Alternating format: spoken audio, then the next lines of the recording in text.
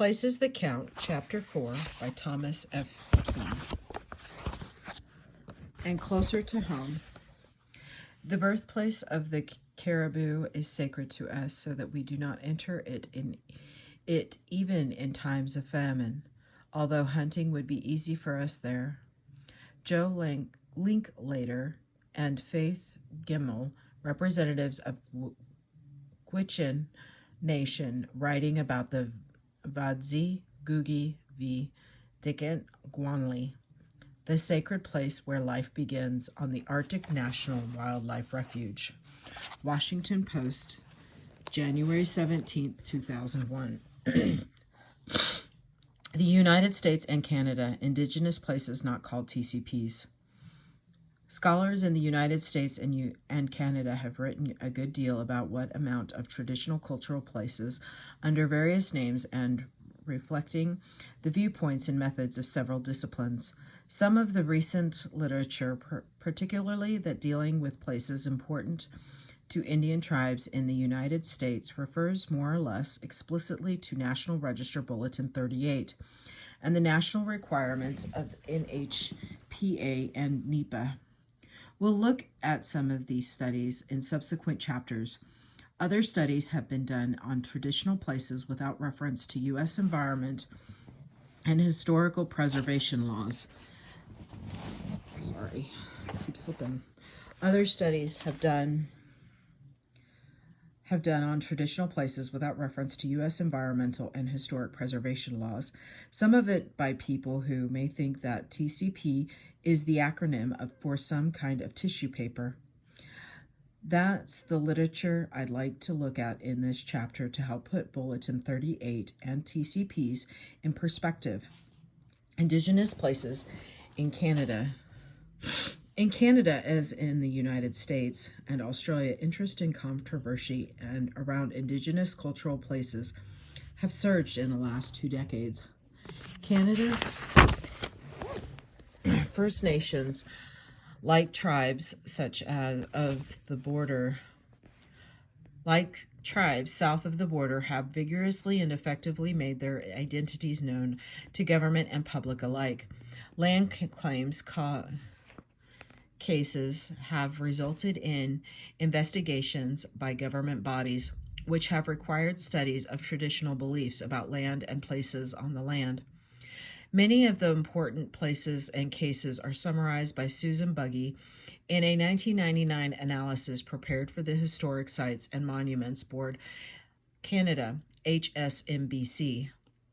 Not surprisingly, the kinds of Indigenous TCPs we deal with in the United States are also represented in Canada. For example, Nina Aistaki's Chief Mountain in Alberta near the Montana border is regarded by the Niitsitapi speakers of Blackfoot as the home of the sacred Thunderbird, and it is a traditional and continuing focus of their spiritual activity. Some places are believed to contain the powers of transformers or spirit beings, examples being Thexelis on the Fraser River and Exaltum National Historic Site. Other examples include the following: a rock flooded by the creation of Lake Diefenbaker in Saskatchewan, believed by the Cree to be the gateway to the underworld. Its explosion in conjunction with the lake construction ended forever their hope that buffalo disappeared from the prairies. For nearly a century would return from their underground sojourn. The Annapolis Valley in Nova Scotia, traditionally created by the transformer Gluskop. Bear Rock on the Mackenzie River and a number of related sites widely spread over the Northwest Territories, believed by the Dean to be associated with the travels and accomplishments of the lawgiver Yamare. The routes taken by giant mythological serpents reflected today in the main street pattern of the Wendake in Quebec. Many Indigenous cultural places in Canada are quite large, including multiple interrelated locations. For example, according to the November 1996 minutes of the HSMBC, the Sahutu Dean narratives create a mosaic of stories that envelope the cultural landscape of Grizzly Bear Mountain and Scented Grass Hills.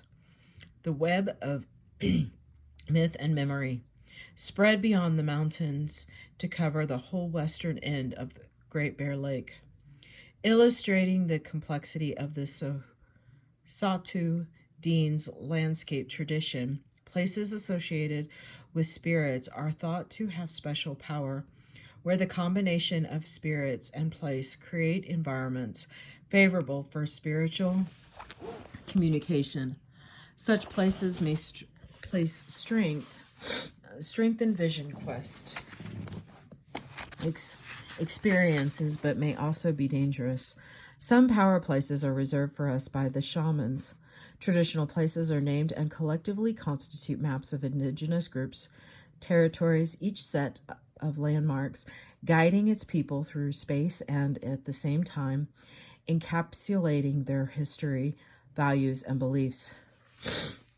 Recent fieldwork focused on traditional places, place names, and narratives in the North Slave Dogrib claim area, which has documented nearly 350 Dogrib place names, has shown that as a part of a knowledge system, traditional place names serve as memory hooks on which to hang the cultural fabric of narrative tradition.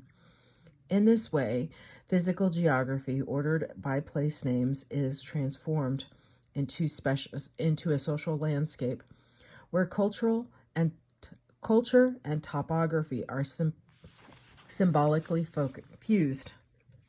Buggy offers an interesting indigenous classification of cultural places, which gives an idea of the range of properties considered traditional and cultural.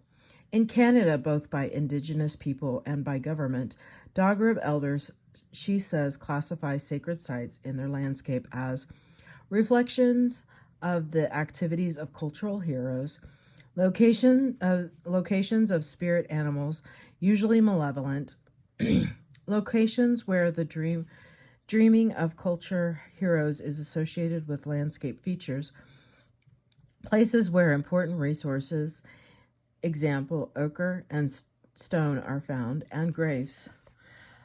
Places that are not exactly sacred may also be important landscapes and features reflecting traditional use of the land for social and economic purposes, places where people customarily camp, hunt, fish, trap, cross rivers, come together in summer congregations, are part of a group's relations with its country, its past, and its culture. Many groups identify summer gathering places to which they returned over centuries as among the most important places representing their heritage. Indigenous sacred sites in the United States. One of the intellectual traditions that produced Bulletin 38 and one of the socio-political imperatives that require its production was the growth of interest in and concern about American Indian sacred sites that began, as in Canada, during the 1980s. While some have identified the publication of Bulletin 38 itself as a contribution to this movement, it would be fairer to say that the sacred sites movement gave us direction in producing the bulletin.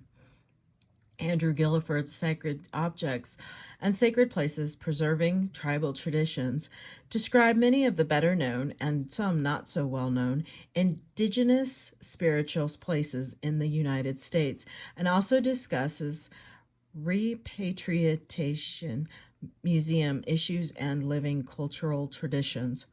A handsome coffee table book edited by Jake Page, Sacred Lands of Indian America, offers evocative photos and text, the latter, alas, not always very accurate, on such famous spiritual places as Mount Graham in Arizona, Bear Lodge, Devil's Tower in Wyoming, and Mount Shasta and Medicine Lake in California. Both books are worth reading for overviews of often referred to sites. In the case of Guilford's book, some of the major issues surrounding tribal spiritual places in the United States, some analytical work with tribal sacred sites has been done in the Southwest, particularly among the Navajo. Typically, such work has been stimulated by cultural and land use conflicts resulting from mineral development and the settlement of conflicting Navajo and Hopi land claims. Studies from the 1970s and 1980s were summarized together with the results of their own original work by Clara Kelly and Harris Francis in their 1994 Navajo Sacred Places. Kelly and Francis interviewed members of 13 Navajo chapters, the administrative divisions of the Navajo Nation in different parts of the reservation. They identified 164 culturally significant places, 3/4 of which they classified as sacred because of their associations with stories, customary activities, or both. As in Australia and the Andes, spiritual places in the Navajo landscape are associated with stories about ancestral beings. Sometimes they are the ruins of the towns built by the ancestral Puebloan people who lived in the area before the Navajo came. In other cases, they are natural features, sometimes with incidental evidence of human use, sometimes without. For example, mountains, hills, rock outcrops, canyons, springs, and other bodies of water. Natural discolorations on rocks area where certain plants grow, mineral deposits isolated, trees, places where rocks produce echoes, air vents in rocks, sand dunes, flat open areas, lightning struck trees and rocks. The stories associated with some such places, for example, some places where plants and minerals are gathered, and places like flat open areas, may be the kinds of tales that, as we'll see, Keith Basso would record among the Chpt Apache as more or less secular pedagogical parables. Other place types whose sacred quality might be questioned are those where Navajos have left evidence of customary Navajo activities, certain types of cairns, traps for ceremonial hunting of antelope, deer, and eagles.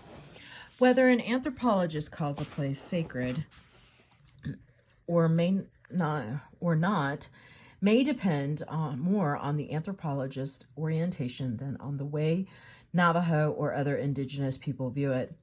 The division between sacred and secular is so dear to the hearts of Euro-American political scientists doesn't make much sense in the Navajo worldview. Often people choose a place for customary activities because a story goes with it. These locations are connected to Navajo origin stories, family stories, or stories about some other event that conferred some special power on the place. Sacred in the Navajo context embraces much more than it does in the national principle that separates church and state. One could almost say that Navajo life and the stories and beliefs and customs that go with it are Navajo religion. Among the important points made repeatedly by Kelly and Francis is that sacred places aren't isolated little pieces of land, spots, or sanctity in a spiritually neutral landscape. Instead, they comprise coherent networks which impart significance to or derive significance from or share it with the landscape over which they are cast. The places where successive episodes of a particular story or set of interrelated stories occur make up a culturally significant landscape, just as the episodes make up the story. The places where actions relating to a particular ceremony occur make up a landscape, just as the acts make up the ceremony. Kelly and Francis attempt to assign the places they recorded to types and summarize the similar efforts of others. The lists are long and particularized. I can't say that word. And Kelly and Francis are careful to note that a given place may fall into several different types. Generally, the taxonomies they discuss are based both on physical characteristics, mesa, rock, outcrop, waterfall, and function. Prayer and ceremony, medicine gathering, overlying physical characteristics and underlying function are the stories of changing women, the great gambler, and other ancestral figures. Place as metaphor Keith Basso. Keith Basso of the University of New Mexico has devoted much of his life to understanding the Western Apache, giving the particular attention to the village of the Chibchou and the ways in which Chibchou Apache people use places to communicate. Basso's pivotal book, Wisdom Sits in Places, documents in rich detail how a Chibchou woman or man can tell a whole story, illustrating an important life lesson and conveying a wide range of emotions, simply by referring to a named no place. It happened at line of white rocks extends up and out. At this very place, a woman tells her friend, who is worried about the foolish actions of her younger brother. The friend knows, without another word being spoken, that she is being reminded that young people always do stupid things, but usually survive and learn from them.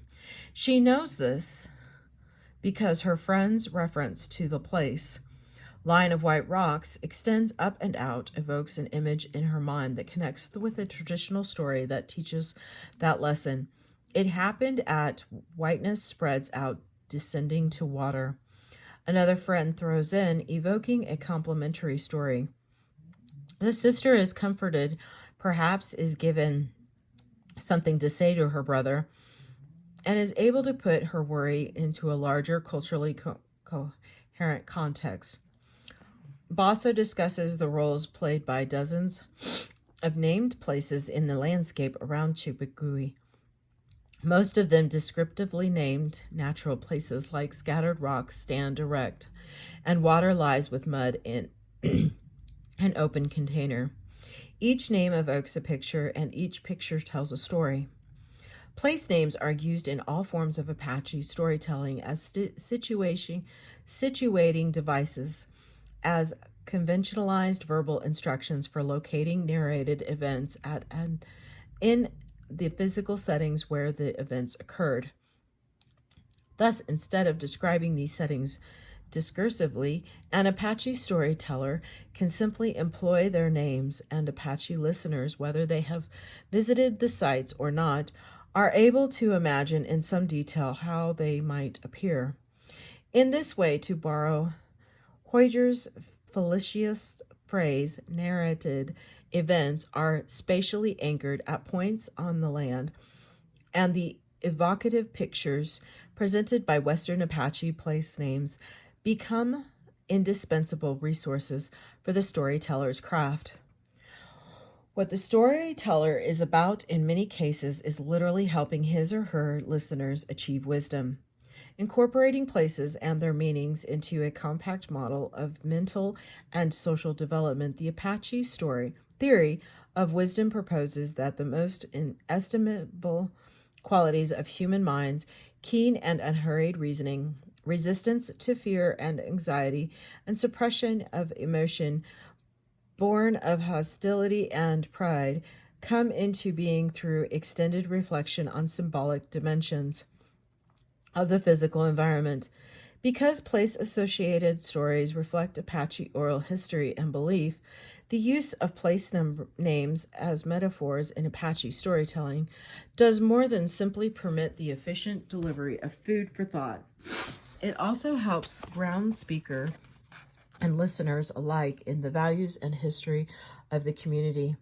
And so it happens on those occasions when Apache people see fit to speak with place names that a vital part of their tribal heritage seems to speak to them as well. For one such occasions, participants may be moved and instructed by voices other than their own, and are addressed and may be affected by their voices of their ancestors. All this gives place in the landscape tremendous cultural and psychological importance in Apache life. As Apache men and women set out about drinking from places, as they acquire knowledge of their natural surroundings, commit to a permanent memory, and apply it productively to the workings of their minds, they show by their actions that their surroundings live in them. Like their ancestors before them, they display by word and deed that beyond the visible reality of place lies a moral reality which they themselves have come to embody. To the Western Apache, as described by Basso, places in the landscape both embody tribal history, as among Yanisha, see Chapter 3, and serve as the containers and transmitters of tribal wisdom. In essence, they constitute the historical and ethical literature of Apache culture. TCPS in the City, U.S. Urban Anthropology. Urban anthropological research, almost by definition, involves the study of people and communities in specific places, but most often it's aimed at adducing patterns of behavior and the principles that underlie them.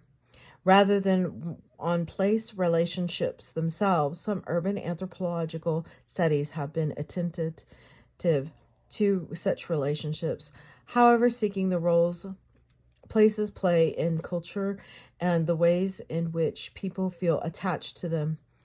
In the relatively early work, Soulside, Ulf Harnars studied Winston Street in Washington, D.C., a narrow one-way ghetto street, whose resident community he divided into two contrasting but overlapping and interacting groups that he called the mainstreamers and the swingers, unquote.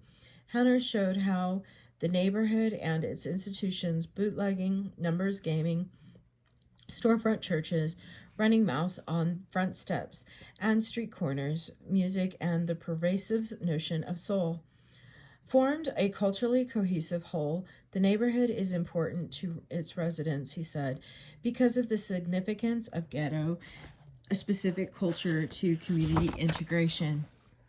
A more recent study, and one that is germane to the ways traditional community values are or aren't addressed in planning by governments and other change agents, is Stephen Gregory's Black Corona. Corona is a largely African American neighborhood hard by La Guardia Airport near New York City, whose residents found their ways of life threatened by the development plans of the Port Authority of New York and New Jersey. Gregory's book recounts, among other things, how the people of Corona organized to fight the proposed development. Along the way, Gregory illustrates what it is about Corona that made it, in the eyes of its people, worth fighting for.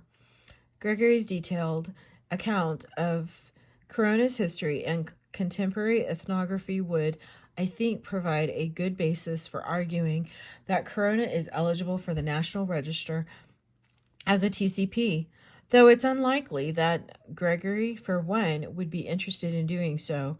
In fact, he argues that the notion of a community bounded by a common history, social identity, or sense of attachment to place not only elides institutional and social heterogeneity, but also obscures the central role that efforts to define the meaning and limits of community play in the lives of urban residents and in the construction of their collective identities and commitments.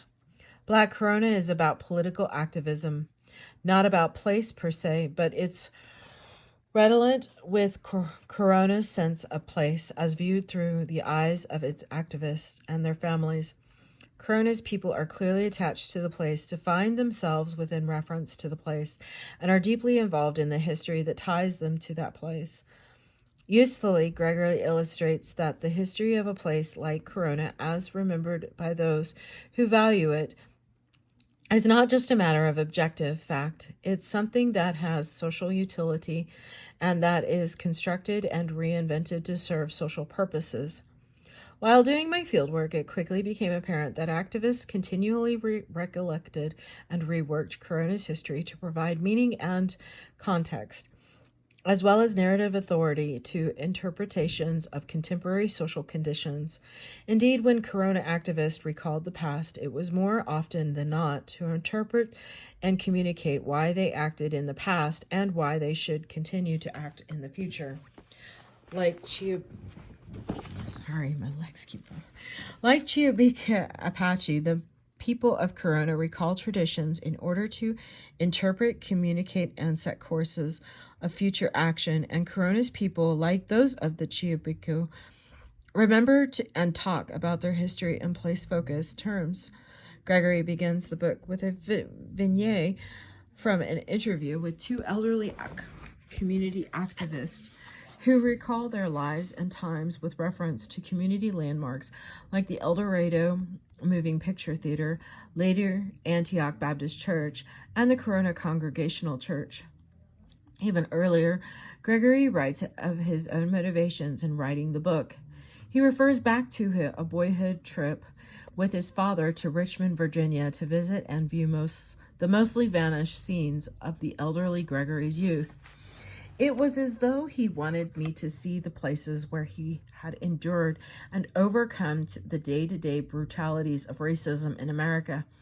It was not enough to talk about them, to give words to experiences that were far too life-shaping to convey through language. Rather, he wanted me to relive them with him, to rehearse the constraints and struggles of the past against the noisy promises of the future, and in the process he taught me a great deal about human dignity, courage, and resolve.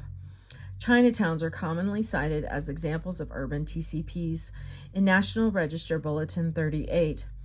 For example, on the other hand, they are often disparaged as mere fictions created to make money from tourists.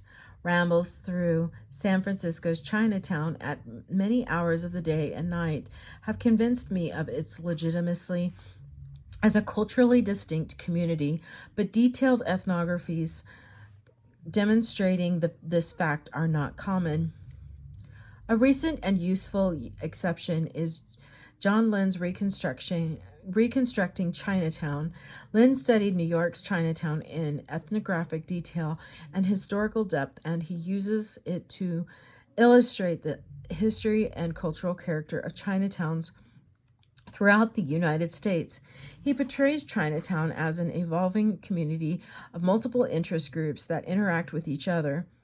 With China and with the world economy around a core of tradition, Chinatown, he says, is simultaneously a sanitized ethnic tourist village and a gritty, littered urban district that still functions as a vital residential and employment center for low-income immigrant proliterate.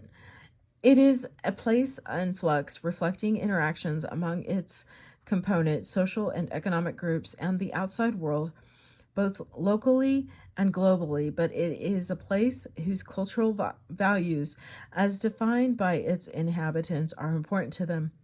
Yet, and this is an important point with respect to the way we approach TCPs, those values themselves are fluid, subject to evolution, redefinition, and manipulation. And there is nothing necessarily wrong with that. I recognize community, ethnicity, and place as social constructions or contingent solidarities that have the power to mobilize and reinforce networks of association and influence, confer human roles and identities, and grant an effective meaning to physical space.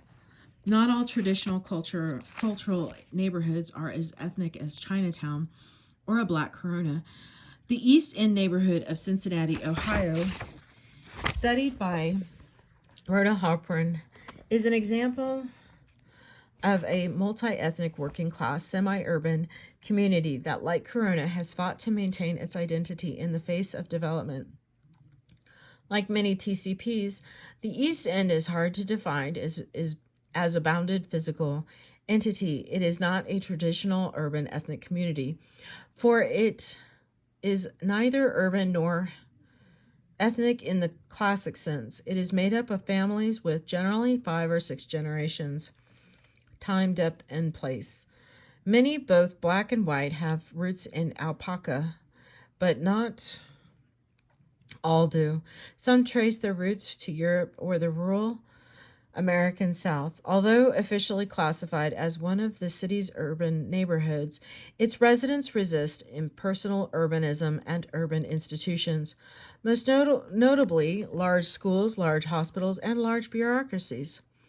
Halpern concludes that in some contexts, at least community identity, as expressed in the phrases, "we are East Enders," or "he is a real East Ender," is a code for class, or, as one community leader put it, the common people. At the same time, community is not just a place, although place is very important, but a series of day-to-day, ongoing, often invisible practices.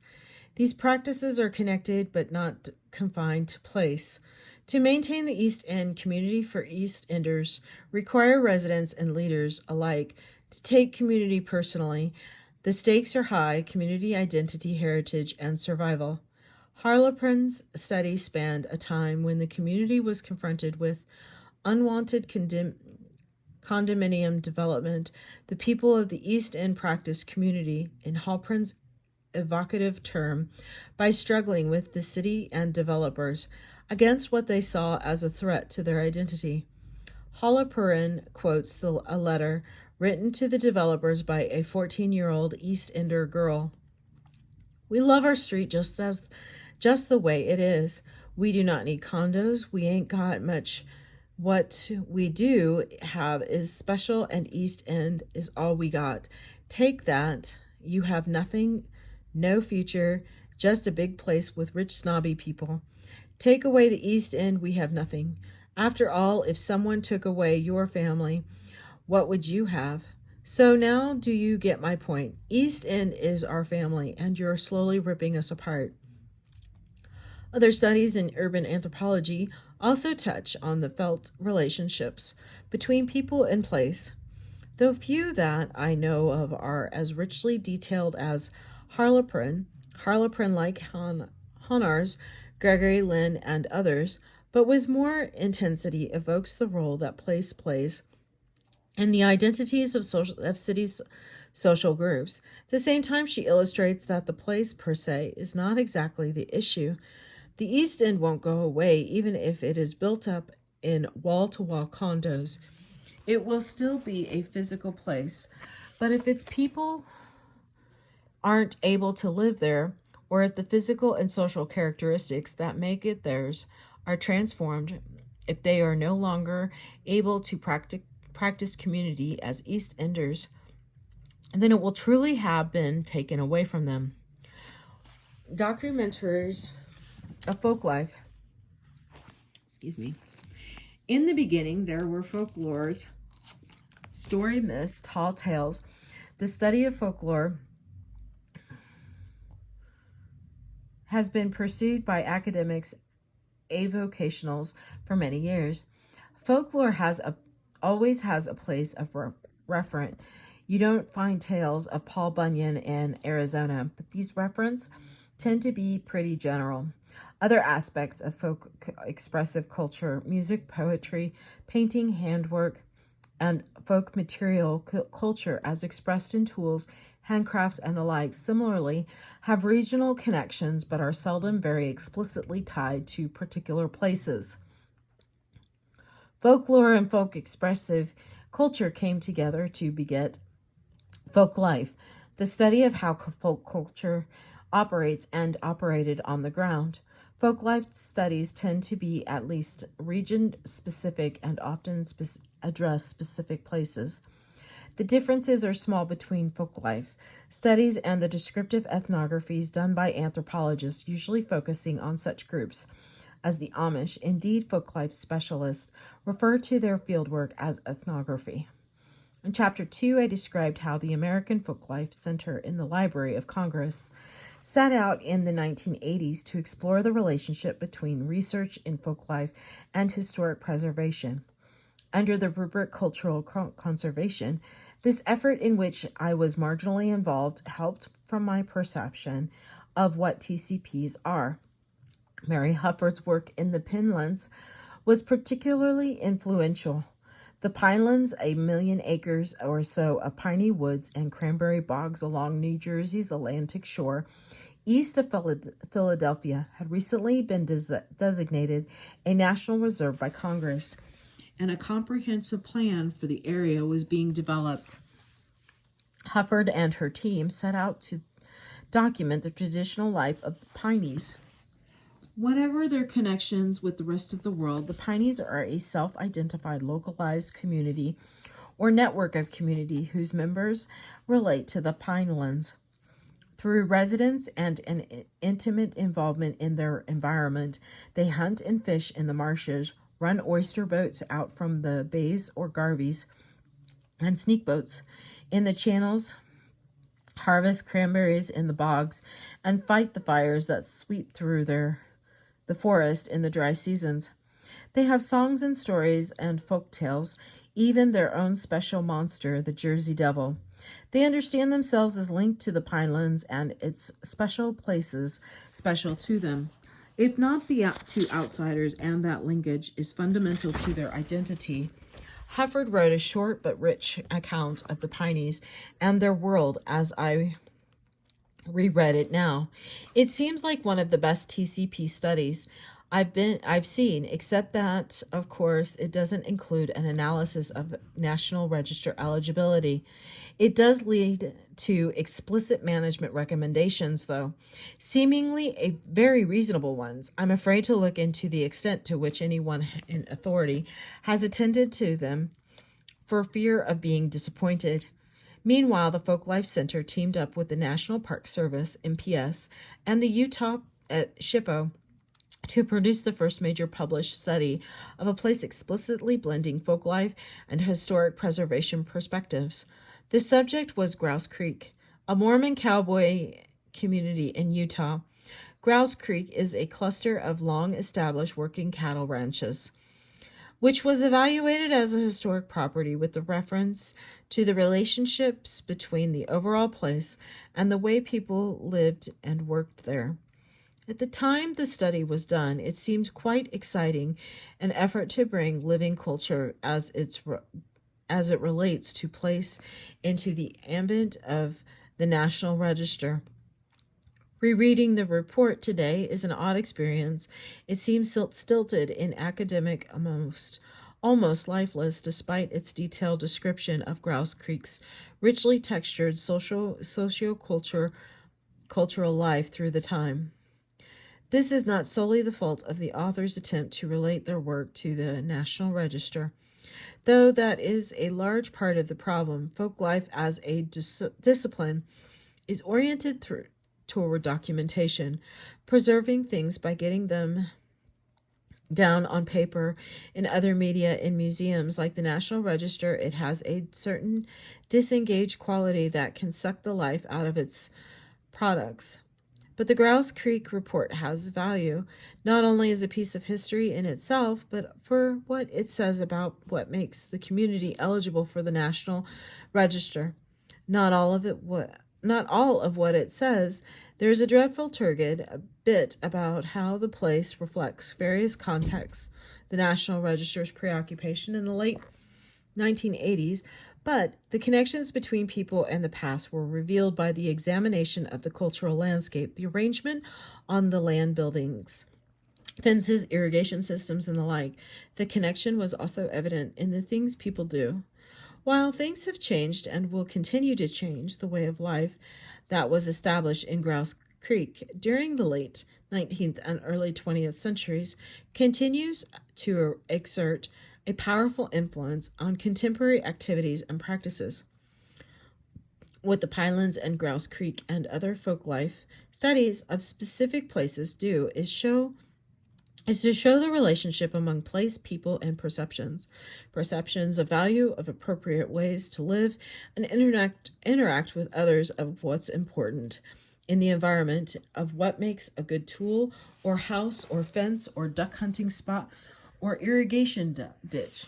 In other words, the ways in which place creates tradition and tradition gives value to place.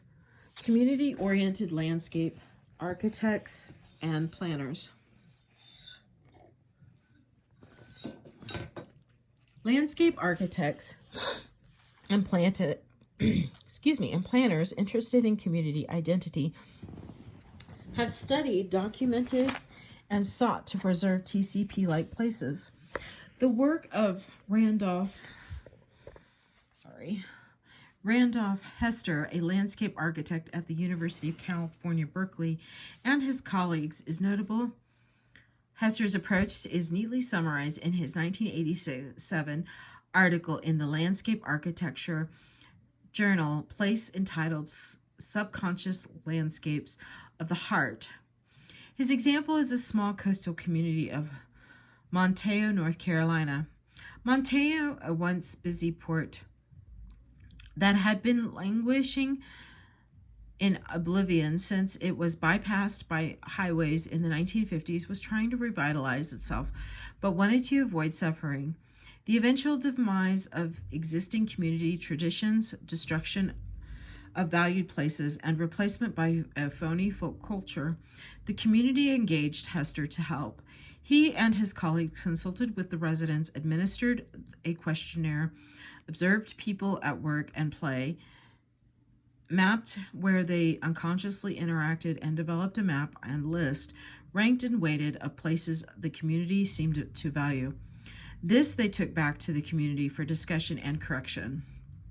The places identified, though, through this study were almost universally unappealing to the trained professional eyes of an architect, historian, real estate developer, or upper middle class tourist. As a result, in Montejo, only 2 places among the sacred structure were protected by historic preservation legislation. Only a few were protected by zoning law. Even to locals, the sacred places were outwardly taken for granted. Their value resided in the community's subconscious. Being lodged in the subconscious, such places, referred to by one of the town's leaders as its perfect jewels, were not easily discussed with outsiders. Community members assumed the outsiders would look down on them. Since they were somewhat ashamed these places when outsiders were around, it was important for us to outside design experts to say these places were fine. Otherwise, townspeople would tell us only about places that tourists would value, and we would never have been able to uncover truly important places. The listed and mapped places were given a collective name in consultation with the community, which has been adopted in much of Hester's subsequent work. The name generates a feeling of deja vu in a TCP type like me. Oops. That's it. Discovering Hester's work on lately, they called the places Montejo's sacred structure.